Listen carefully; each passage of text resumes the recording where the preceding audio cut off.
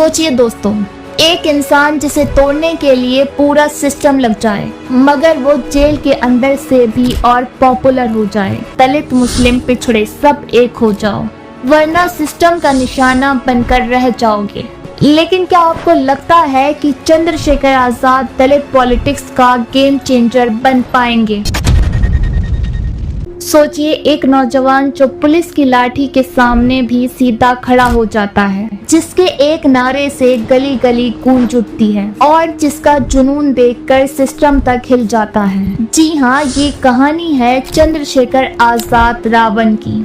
तेवर ऐसे कि एक बोर्ड पर द ग्रेट चमार लिखकर जातिवाद पर बने सिस्टम की नींदें उड़ा देता है। दोस्तों, 3 दिसंबर 1986 उत्तर प्रदेश सहारनपुर के घटकौली में एक लड़के का जन्म होता है। जी हाँ, गरीब घर, लिमिटेड रिसोर्स, लेकिन बचपन से ही दिमाग में एक आग थी। स्कूल की छोटी सी क्लास से ही कास्ट बेस्ड और डिस्क्रिमिनेशन का दर्द झेला और एक दिन वही दर्द उसे बनाता है भीम आर्मी का आजाद। दोस्तों, चंद्रशेखर आजाद ने लॉ की पढ़ाई की, यानी लॉयर बनने का सपना था, पर सामाजिक न्याय के लिए लड़ना उनके लिए सबसे बड़ा सपना बन गया। दोस्तों, 2015 जब वेस्टर्न यूपी में दलित स्टूडेंट्स को दबाया जा रहा था, तब चंद्रशेखर आजाद ने अपने दोस्तों के साथ मिलकर बनाई भीम आर्मी, यानी एक ऐसी सेना जो कलम और किताब के साथ जातिवाद के खिलाफ जंग लड़ती है, जिसका नारा था पढ़ाई लिखाई हमारा हथियार है और संविधान हमारी ढाल।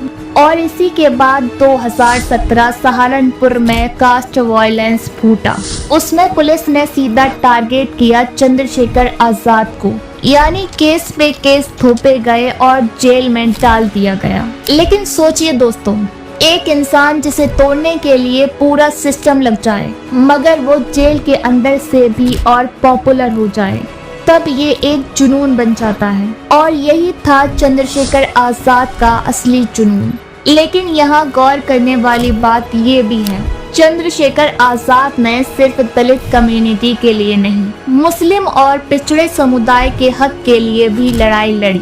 दोस्तों, 2019-2020 उन्होंने दिल्ली जामा मस्जिद के बाहर CAA और NRC के खिलाफ प्रोटेस्ट किया और उन्हें वहां भी अरेस्ट किया गया, पर सिस्टम के हैरेसमेंट के बावजूद उनका जुनून कम नहीं हुआ और 2020 में उन्होंने अपनी पॉलिटिकल पार्टी बनाई, आजाद समाज पार्टी।